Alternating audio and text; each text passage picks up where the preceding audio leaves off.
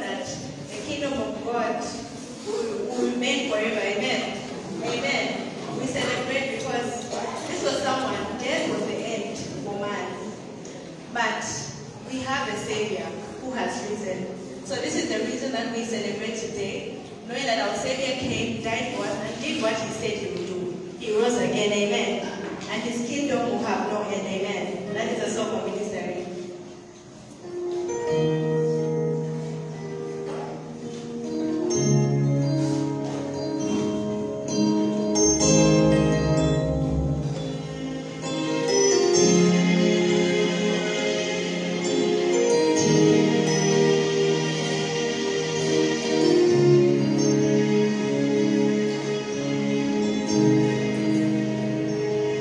There are kings.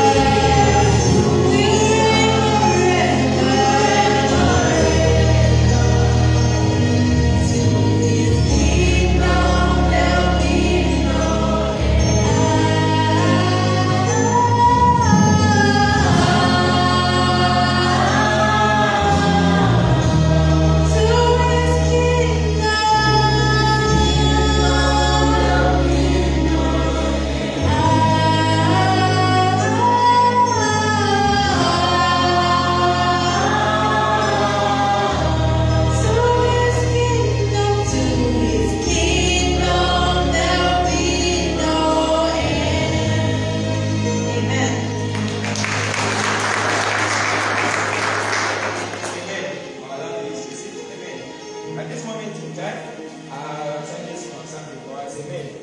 Let's welcome the Sunday school maker.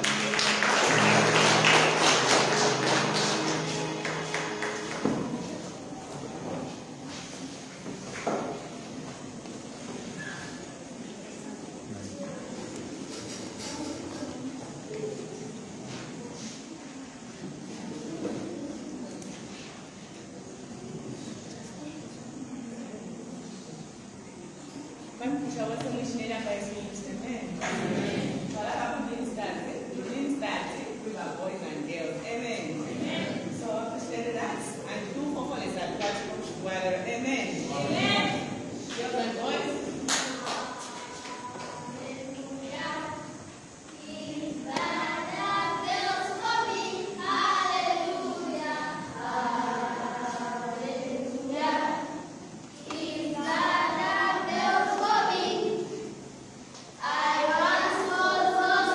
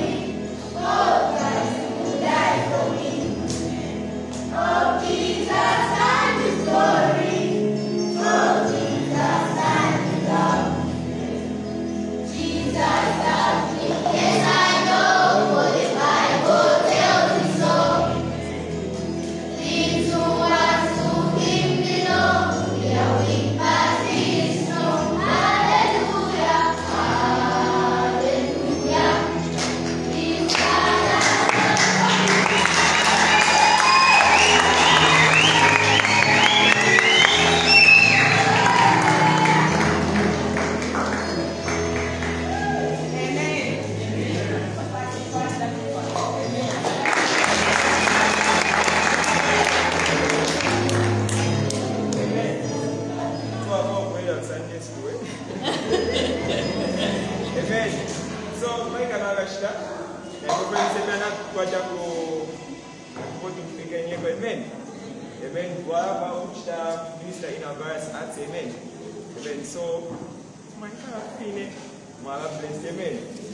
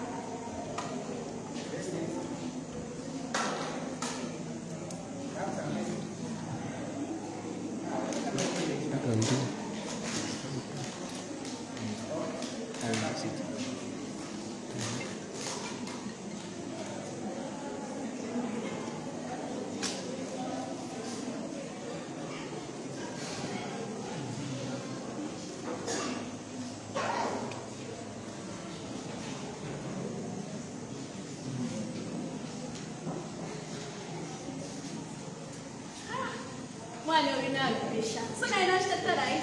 Paraisa mwenyewe.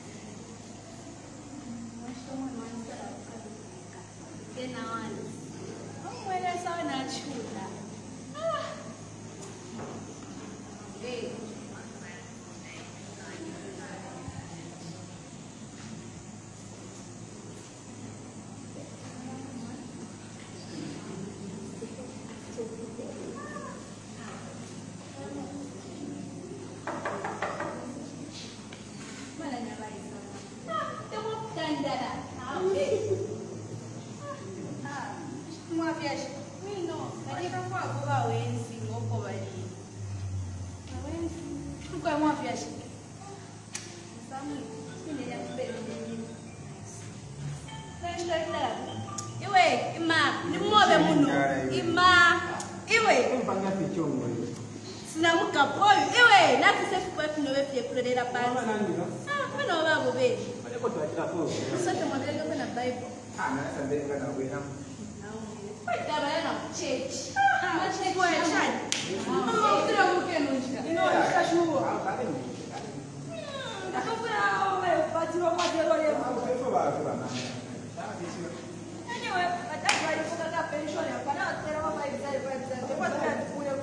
Ah, tu l'as pas là, tu peux pas prendre la joie.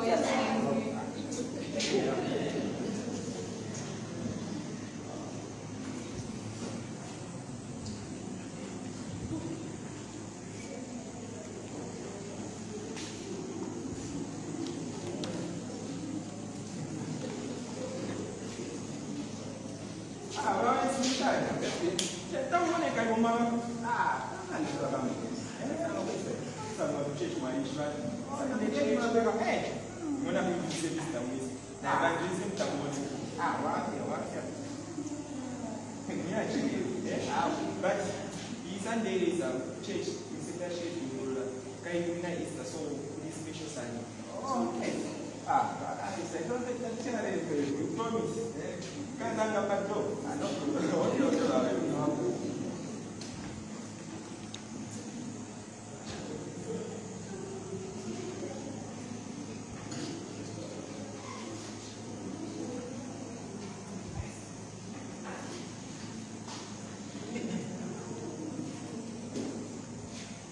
Amen. Moi, je peux moi c'est quoi? For that time, say yes, why back that I mean why? Yes, why you are my ah, yes, why you are my ah, yes, why you are my ah, yes, why you are my ah, yes, why you are my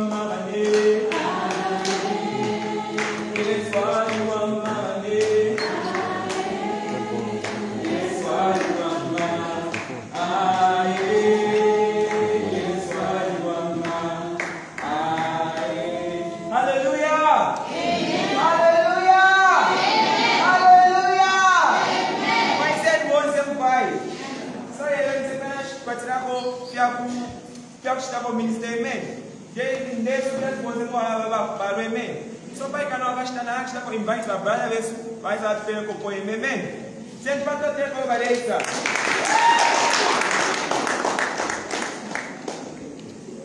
Good morning, church. Good morning. Since today is Easter, I'm going to give a poem on Christ and how he saved us. In the dawns of light, a promise stirs, as Easter whispers of love that recurs. A tale of grace, of sacrifice profound, in the heart of this holiest ground. Through darkest night, a beam gleams, a Savior's love beyond all dreams. Upon the cross, a bread born, for humankind a new morning is born. In the silence of the tomb's embrace, hope emerges, filling every space. For from this grave he did arise, a victory sun beneath the skies. His resurrection, a beacon bright, guiding souls through darkest night. Easter's tale, a symphony of grace, in every heart a sacred place. So let the bells of Easter ring, with joyful hymns, let voices sing. For in Christ rising, we find our way to everlasting life this Easter day. Thank you.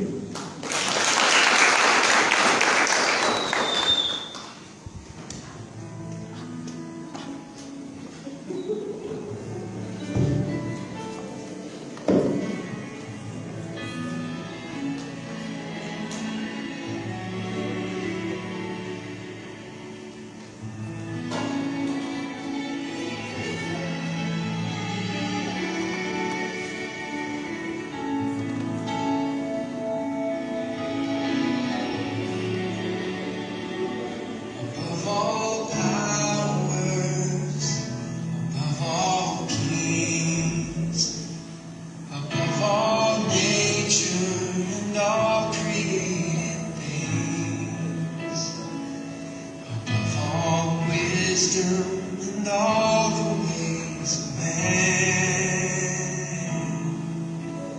You were here before the world began. Above all kingdoms, above all thrones, above all wonders the world has ever known, above all wealth and treasure. treasures of the earth. There's no way to measure what you were. Crucified, laid behind the stone, you lived to die, rejected and alone, like a rose trampled on.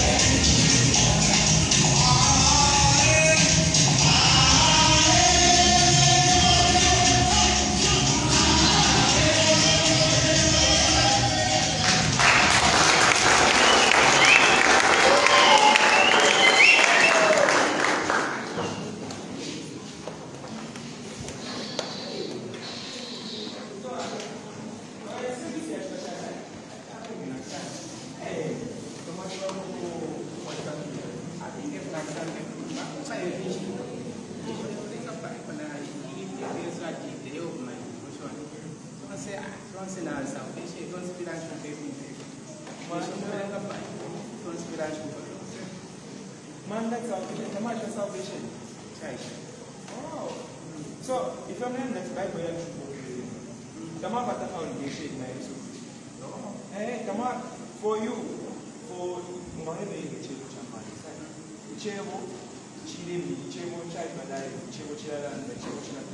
number for that reality, we go back to we are part of the show. But I want the each was give Chimane and Nobel, people are making a Damaston, Samson, Nani, no hey! So I'm more who you should popular in the so with 9 national hundreds at the master is supposed to go show you. A much I in the day, we might have quite understand the Chibu and Changamarica, so Gamarikisha, like Bush to worry about the Chish to catch us. Important here, I go, Captain at sea, Mamma. Yes, you could start, she will cut them up. I will not about to find Nababani. Maria, I shall use the glory of I suffer no child. Why? It was perfect, stating that the Bible was doing us on that they had with the adequate, it was perfect. And put them on work.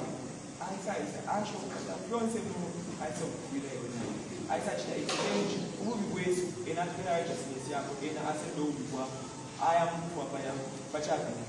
Gamara Shaman history. He gave you a classification. The classification that I used to specify was that you were the couple of the street, Madame Mustafa. Media was given to your watch state, but in a Torisha. But I beg a bag was not a to fight you. It was on the part of a penny with the 7 days. It was on top. The fire box on that is was in 7 days. But in addition, mission that you and I, what you say, is that now we don't love. I don't know where you are. I had to know I had other way to say that one. So if we have this is very more part of so many things to function. If I frame show like our team, my devotion, you have to make sure you have to attend to the professor. Natamba kupanga pano mina kusitakuwa bati mass boats shamuka nishira ya kwa nishira ya acho on the side so my father poke excuse go shule my father poke excuse in shule my father poke out here mundo ndio abali bamso na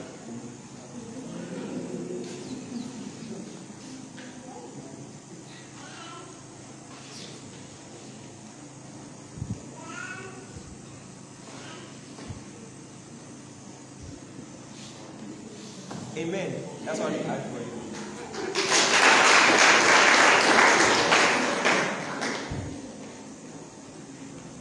Pai kanawakashita. Let's pray to come to you. Amen. So,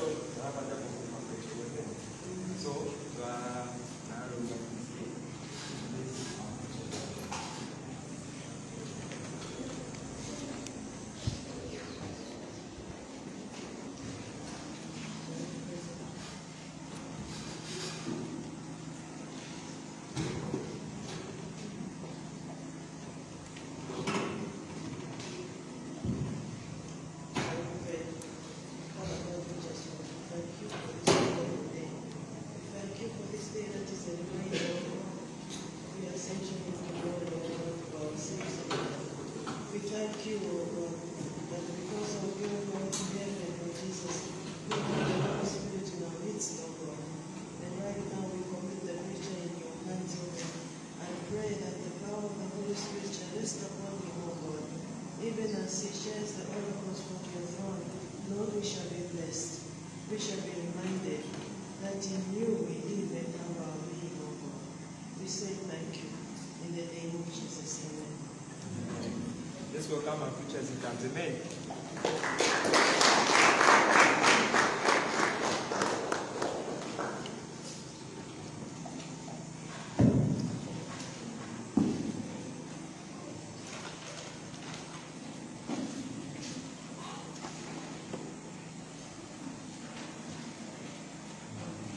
Praise the Lord.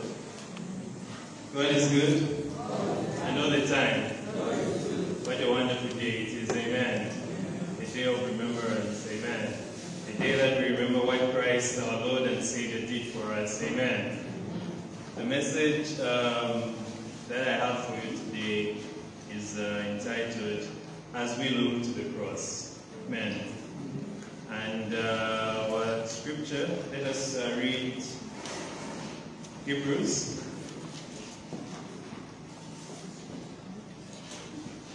Hebrews chapter 12.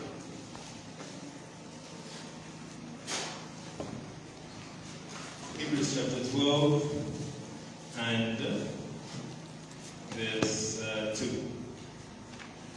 Hebrews chapter 12, verse 2. The Bible reads, fixing our eyes on Jesus, the pioneer and perfecter of faith. For the joy that was set before him, he endured the cross, scorning its shame, and sat down at the right hand of the throne of God. Amen. You know, crucifixion before Christ, crucifixion wasn't something you would wish upon anyone. Amen. So what we're going to do is we'll take a brief dive into history. We'll look at what crucifixion was before Christ did what he did on the cross. And then we'll look at what it is for us now. Amen. That is what we're going to do. And the first and foremost thing about crucifixion, one thing we have to know, it was one of the most ultimate representations of death. Amen. Crucifixion, that was the worst kind of death that you can ever endure. And just to drive the point home, one of the Romans, his name was Marcus Tullius Cicero. This was someone who lived before and he even died before even Christ was born. This is what he said about crucifixion. He was a philosopher, a scholar, a writer, and also an academic skeptic. And this is what he said about crucifixion. First of all, he described it as the most cruel and disgusting way of punishment. The most cruel and disgusting way of punishment. And he even went as far as saying, the very mention of the cross should be far removed, not only from Roman citizens' bodies, but from his heart, his eyes, and his ears. Imagine, this was a Roman, by the way. He lived in Rome. He saw what crucifixion was. And he goes as far as saying that he crucifixion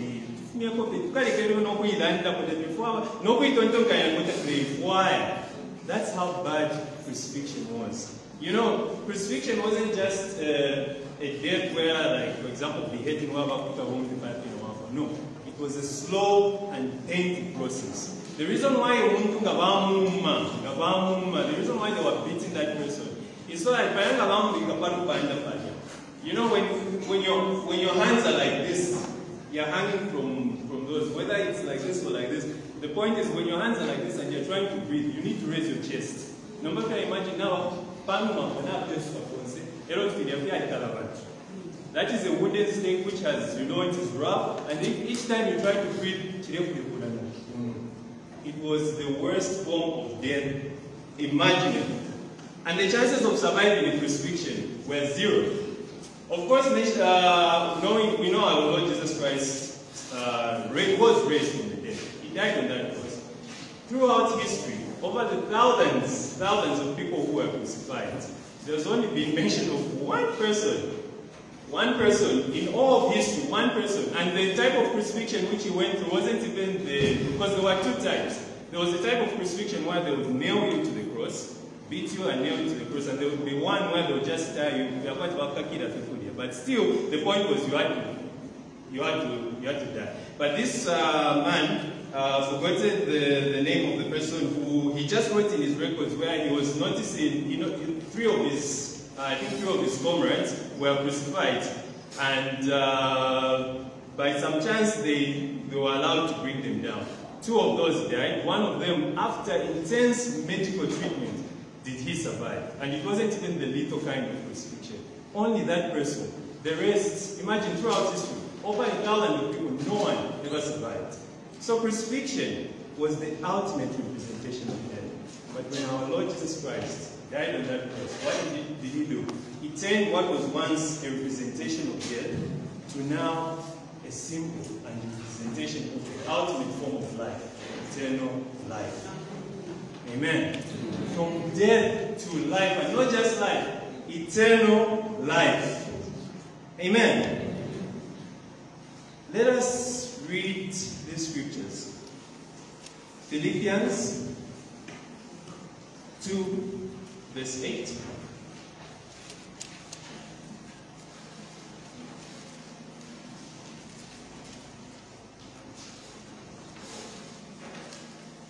I like the NKJV version or the King James version, which reads, "And being found," this is Jesus Christ, "and being found in appearance as a man, he humbled himself and became obedient to the point of death, even the death on the cross." Amen.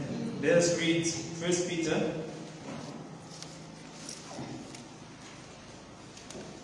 1 Peter chapter 2.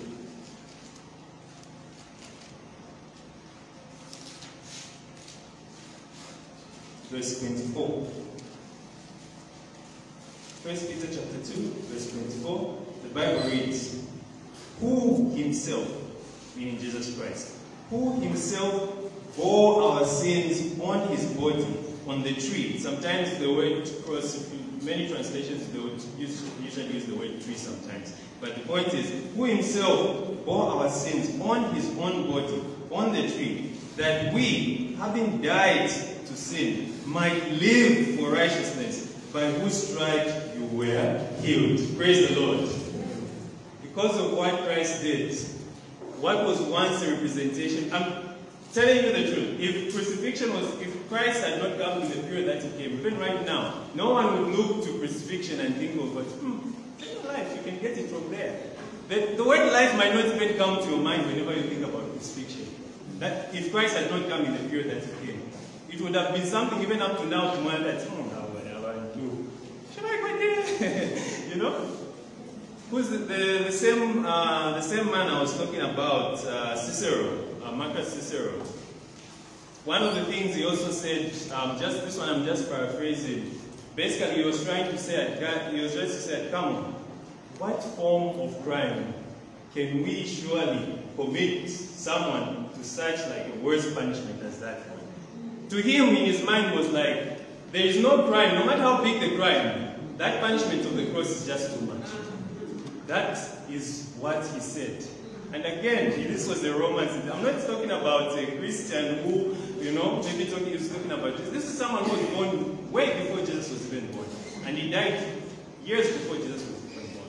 But this is someone who's saying that, guys,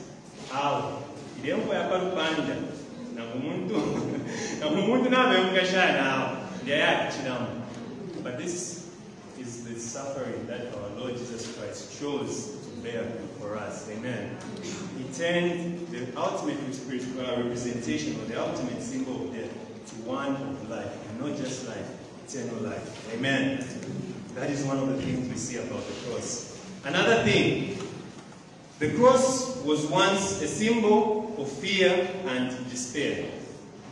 Not only was it wasn't just meant to punish that person, it was also meant as a public display. To make sure let's say, for example, these people were leading a rebellion and bandits the riot. Surely, if you see your friend, you'll be like, and that's what it was used for. It was the ultimate representation of, fear and despair. Because one of the things it was meant to do, it was meant to deter people from committing that whatever crime that it was. But it was meant as a warning as well. It was meant to deter, there were people who were maybe seeking to do good things. Some were planning to, change reforms of maybe what the Romans were doing.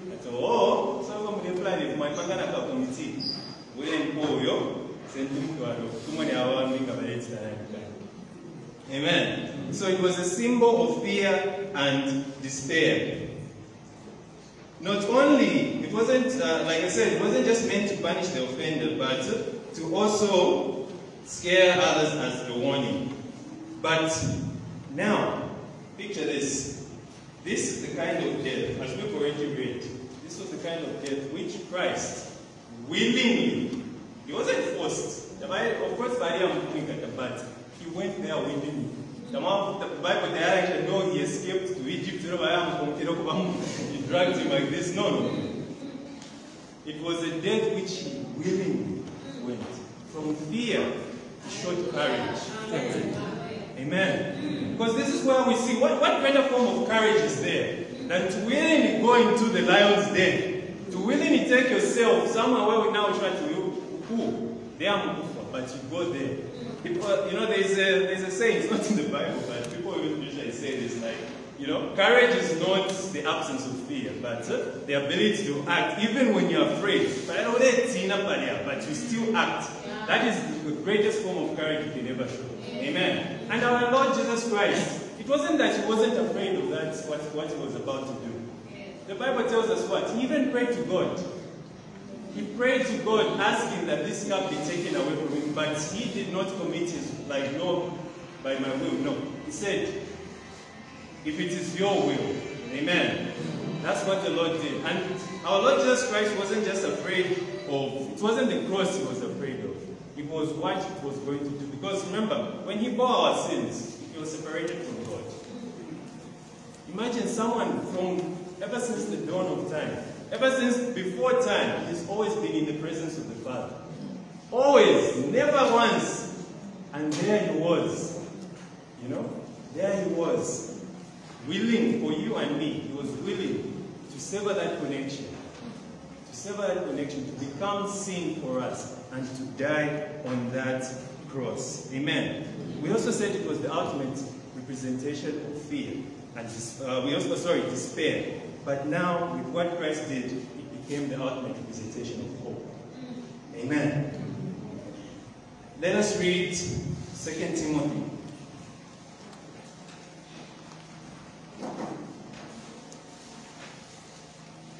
2 Timothy chapter 1.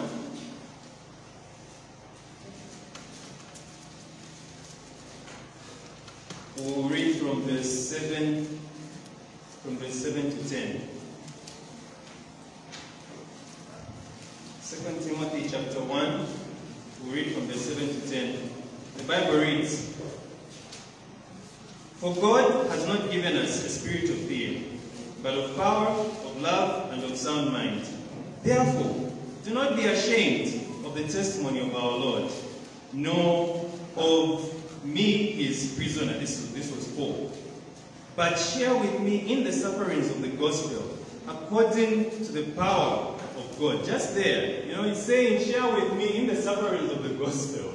How courageous is that? This is why people were stoned, beaten up whenever they went to preach. But they still went on. They still went on. Why? Because they were holding on to that image of what Christ did on that cross. That was what was giving them that strength. The Holy Spirit working through them gave them that boldness to stand there.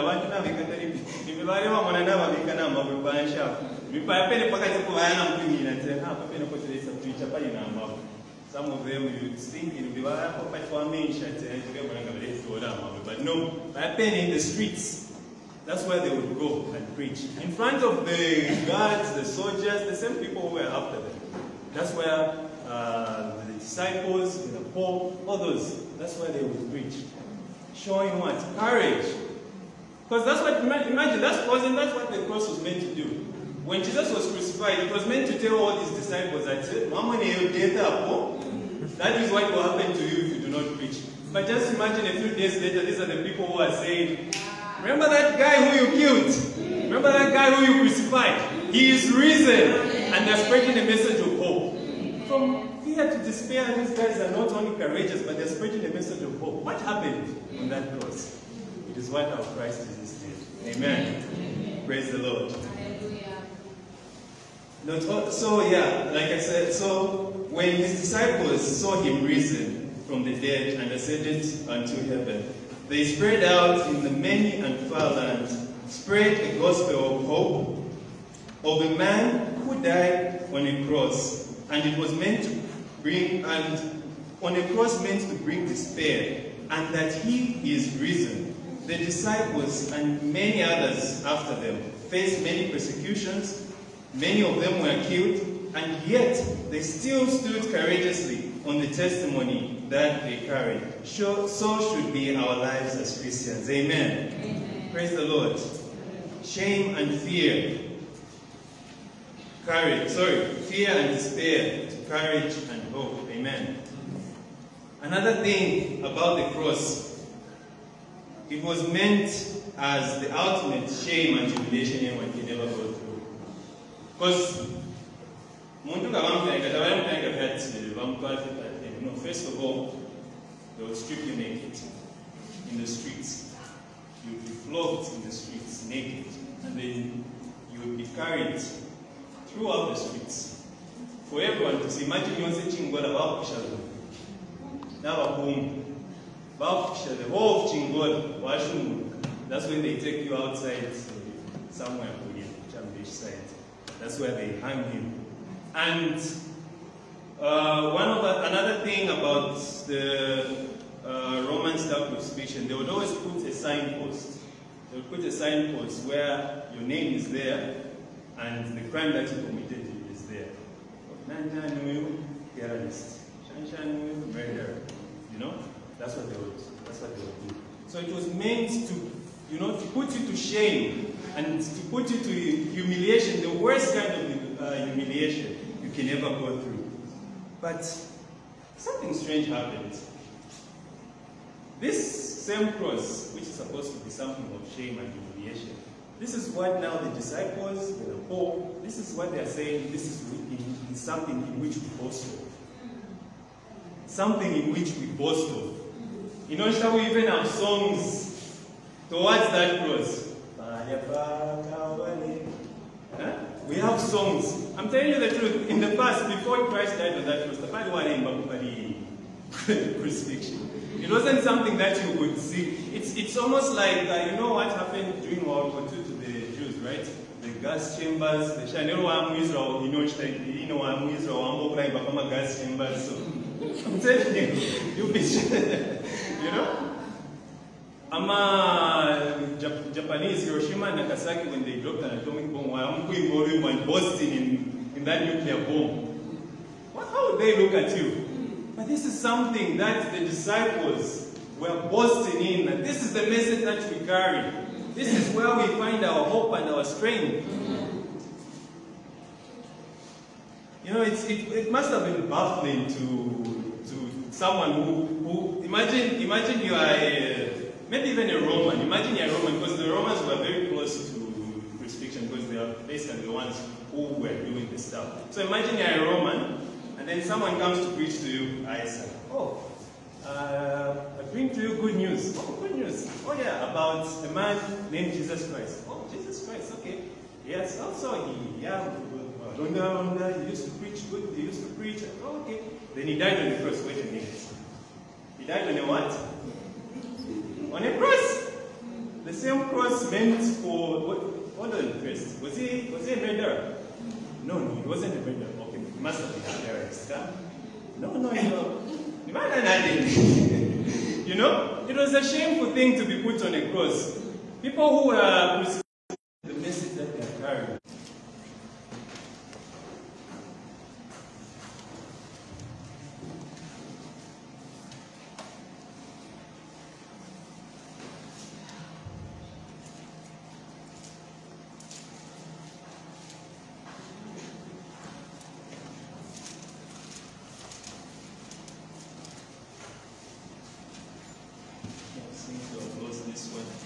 The one which says, "But God forbid that I should boast in anything except in the cross of our Lord Jesus Christ, by whom the world has been crucified to me and I to the world." That's the one I'm looking for. Pardon? Galatians 5.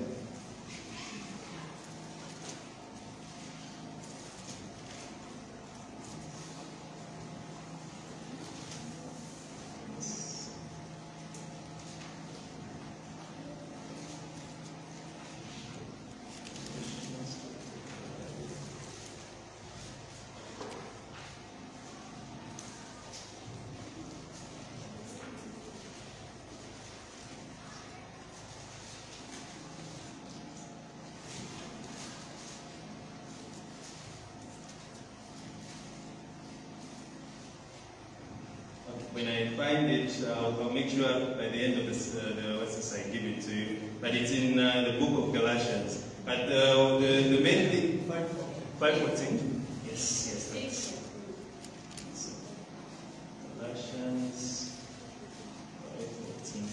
5:14. 6:14. Oh, 6:14. Thank you very much. Yes, Galatians chapter 6, verse 14. This was when Paul. Before this, in fact, let's just read how it came to this scripture. So, this one, if we start from verse 12, he says, as many as desire to make a good showing in the flesh, these would compel you to be circumcised. He was addressing the issue of circumcision. Only that they may not suffer persecution for the cross of Christ. For not even those who are circumcised keep the law, but they desire to have you circumcised, that they may boast in your what? In your flesh.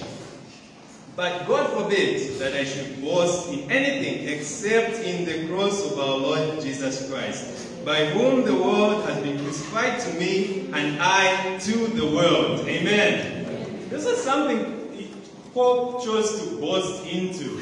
You know, in the past, before that, he was addressing that thing of, oh, you're circumcised, that's when you're doing certain things, you're doing things in the flesh to make you look good too, especially to the Jewish leaders, to the church. But this one Paul is saying, but God forbid that I should boast in any of those things, except in the what? In the cross. He uses those words specifically in that order. In the cross of our Lord Jesus Christ. Amen. Something meant for shame and humiliation became something where we can what? Boast. Amen.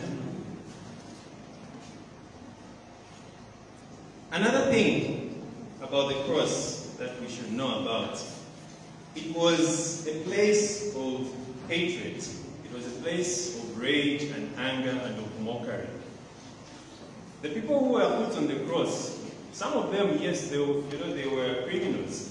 And many writers, if you hear, you'd see, if you read some historical documents, you find that the soldiers, they really hated, for you to be put on the cross, those officials, they really, really hated. It was a place of hatred. Hatred was expressed by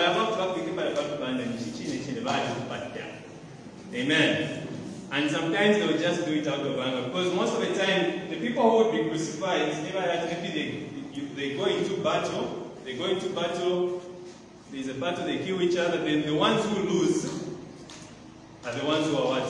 Crucified. Because imagine, these are the people maybe who you can see someone, make sure you have a banana card on the cross. Don't kill my son in battle. Take him to the cross. It was a place of hatred and anger and of mockery. This one we even see of our Lord Jesus Christ himself. When he was crucified on the cross, because like I said, it was meant as a public display. So you'd be surrounded, maybe by a few of your friends, but mostly to be your enemies there. Just like our Lord Jesus Christ, he was crucified and they are taunting him. A warrior that you destroy the temple in 3 days. Okay, let's see. Bring yourself down from there. Imagine. And this one I'm just speculating. I haven't read any historical documents to confirm this. But I can be sure there was also an exchange of insults between whoever was crucified and the people who crucified him in the past. That's what I think. But imagine they are taunting you, but now it's Tanan. You also answer something back. So it was an exchange of insults, of hatred, but what our Lord did was something magnificent. He turned what was meant to be a place of hatred, anger, of mockery, into a place where he expressed the greatest virtue of love. Amen. Amen. The greatest virtue of all was expressed on the cross. What does the word of the Lord tell us? For God so what? Loved the world. That he did what? He gave his only begotten Son. That whosoever believes in him should not perish, but have eternal life. Amen. Something meant to be a place of hatred now when we look at it, we think of the steadfast love of the Lord, the enduring love of the Lord. It's a love which has been, is it in 1 Corinthians chapter 13, that love is patient, love is kind, all those things, we see them. And you know, when the people were mocking, when his enemies were mocking him, he didn't return insult with insult. He didn't call upon, he had the power to call upon angels, a legion of them, to come down. How do we know this? Remember when Peter cut off the ear of that, I don't know, he was a soldier in the garden. What did the Lord Jesus Christ tell him? Don't I, what's this, have, you know, basically saying that I do have the power to call a legion of what? Angels. They can come. But he chose not to do that. He chose mercy. And what does he choose? Forgiveness. But they are mocking him, taunting him. And what does he say? Nothing but, Father, what? Forgive them, for they do not know what they do. I'm sure he was the very first person to ever say that in all history, to be honest. Forgiveness. You're not thinking of and you know, another thing I forgot to mention about crucifixion, there was this one Roman rule which was very, very terrible. If say for example, if I was a slave owner, had some slaves, and I was found guilty of the crime and crucified on the cross, did you know that even all my slaves had to be crucified? Umuntu, that's how bad this thing was. So now imagine you're there on the cross, what I wish you know, just like my master by now. And why you were on the cross? No, it was because my master was there.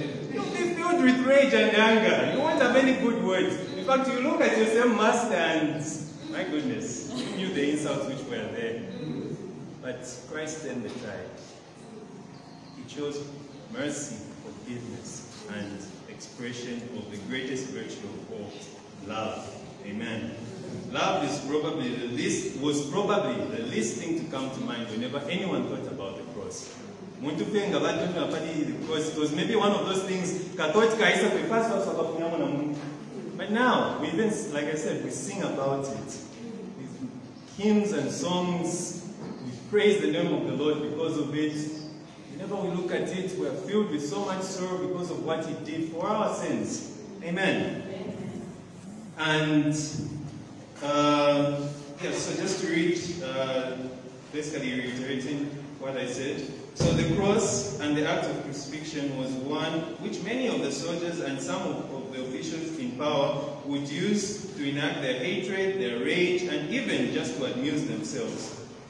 They served it for the worst of enemies, their worst of criminals, and yet our Lord, who neither bore any sin nor committed any crime, was subject to that hate, that rage, and that mockery.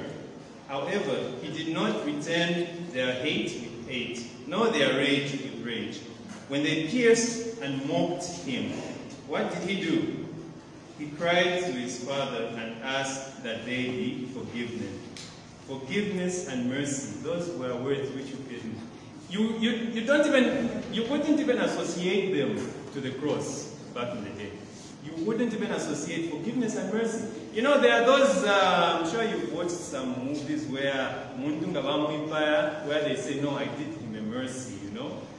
Like, actually what I did, I would have tortured you, but I'll show mercy to you by maybe just cutting your head off or whatnot. Well, there was some death which would even be considered a mercy, but crucifixion was not one of them. When you're taken to the cross, like I said, they want you to suffer. They truly want you to suffer. Let us read, oh, sorry, we've already read it. John 3 verse 16. But let us read John chapter 15. John chapter 15 and verse 13.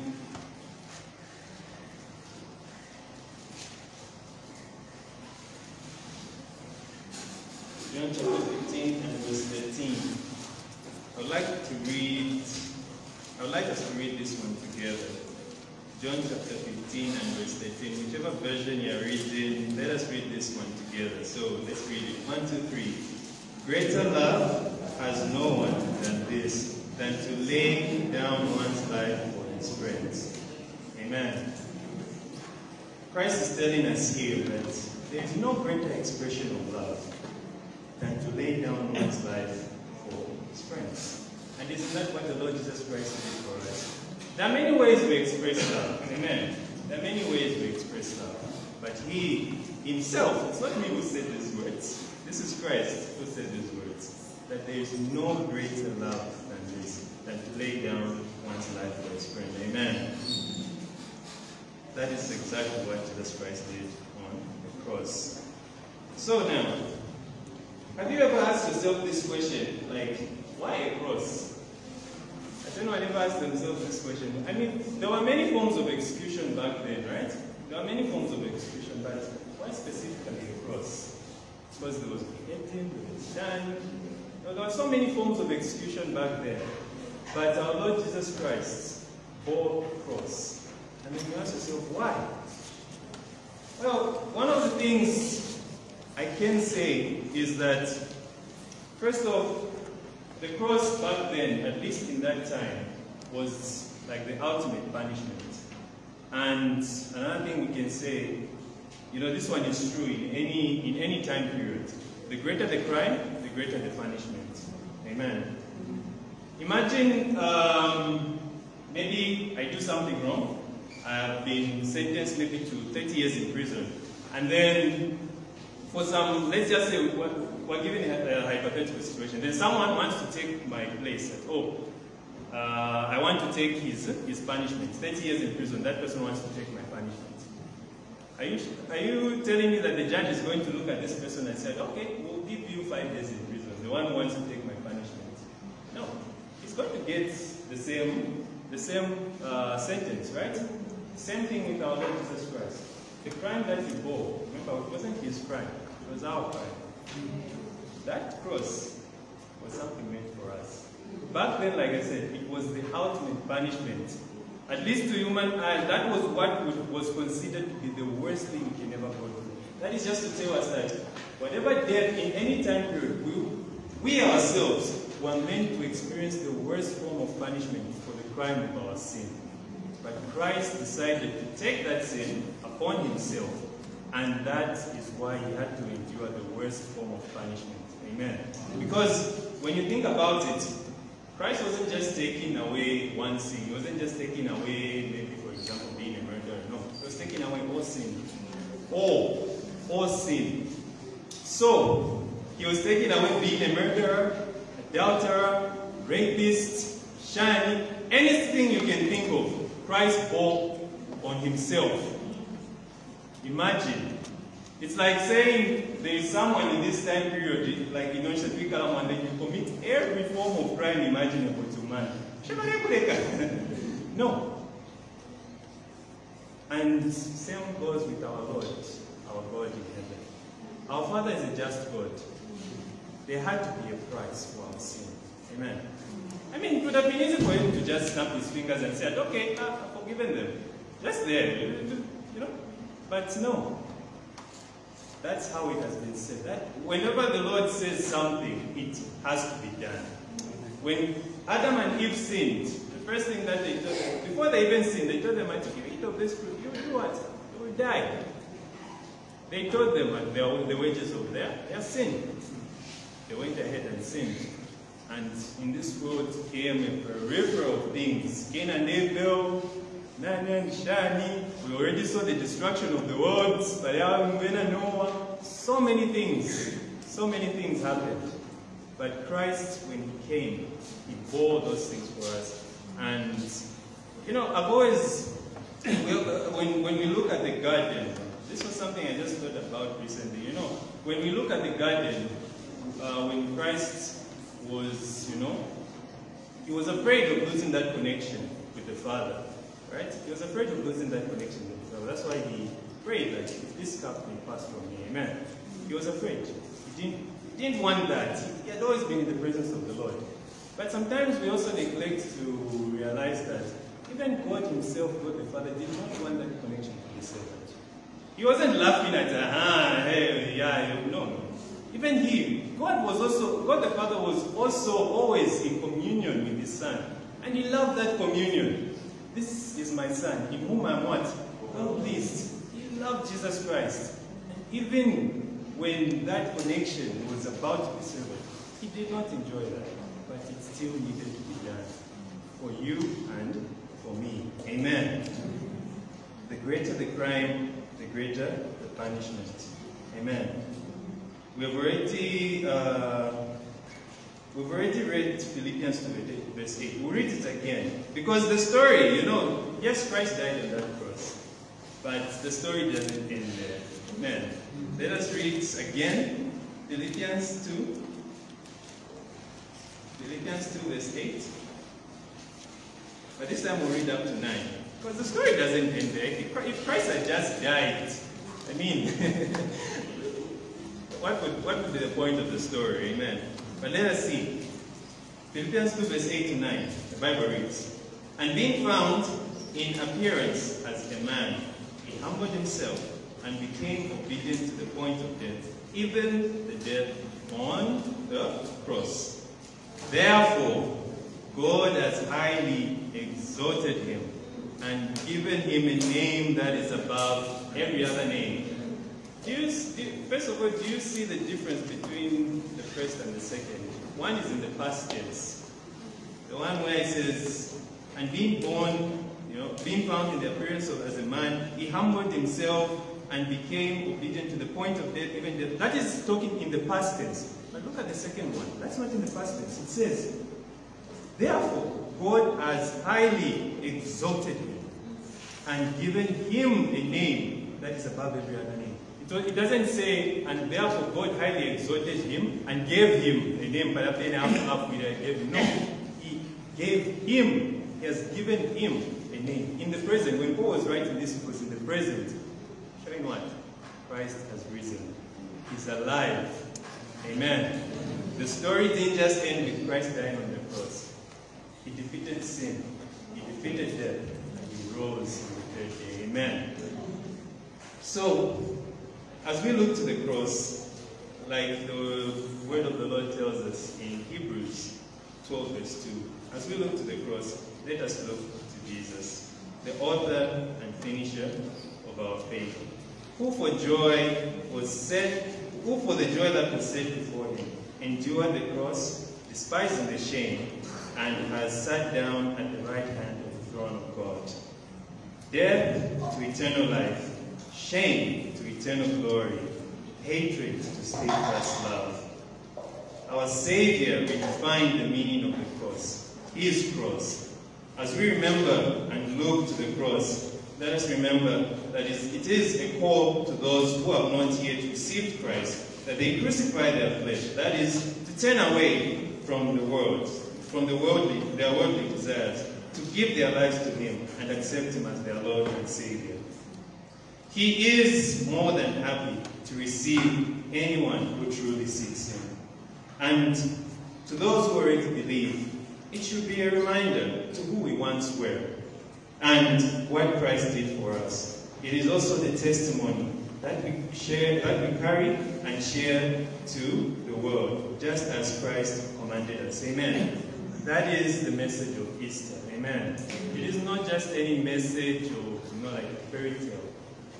Many scholars, many atheists, many people have tried to come up with theories about what happened on that cross. I remember reading one article where this happened sometime in the past, where some philosophers were like, there's a possibility that Christ couldn't have. Maybe he didn't die on that cross.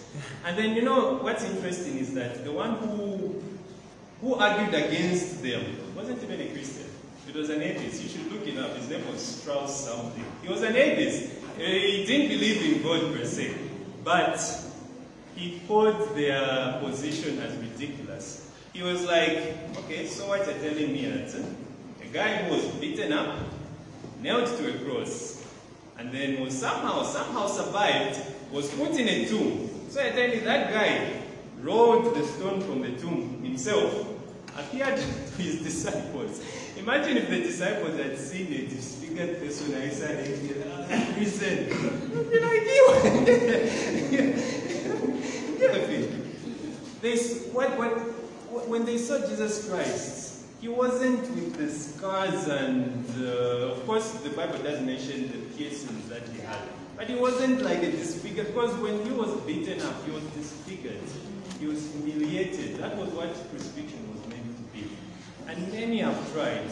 Up to now, no one has ever come up with a logical explanation of how someone who supposedly died on that cross was able to create a revolution that shaped the world as we know it today. No one, they've tried, you know. Some maybe even just go as far as agreeing that, okay, something extraordinary happened on that cross. Because then they don't believe in God, but they accept that something must have happened on that cross. Because, remember, imagine, you know, the Jews were very strict people. The Jews were very, very strict people. They followed their law to, you know, they held on to it. Anyone who went against the law, stoned, you know, cast out. They were very, very particular about their law. But this is a group of people, Jews by the way, they are preaching someone who died on the cross, that he has risen. And all of a sudden, you know, people are changing. People are turning away from those teachings and coming to these teachings. It's mind, it was probably very mind-boggling for them. Like, what's happening? These are people who are very strict with their law, but all of a sudden their hearts are being changed. Because remember, Jesus Christ didn't just appear to the 12 disciples. In Acts, I think it mentions he appeared to over, I think, 500 people. And those people, of course, went and spread the message of his resurrection. And the event on the cross was so profound that it even shaped. You know, the way before playing the calendar, we count the calendar, this year we're in what, 2024, right? The reason we say 2024 or 2024, because it's 2,000 years from what? From that event. It shaped the very world as we know it. So many things happened on that cross, but we know the truth. We know that our Savior died on that cross, that he bore our sins. We were perfect. We were imperfect. We were people condemned to the worst form of suffering that would have been ever, that worst form of suffering imaginable. But that is the death that our God and Savior bore for us. And that is the message that we carry, that he died and he rose again.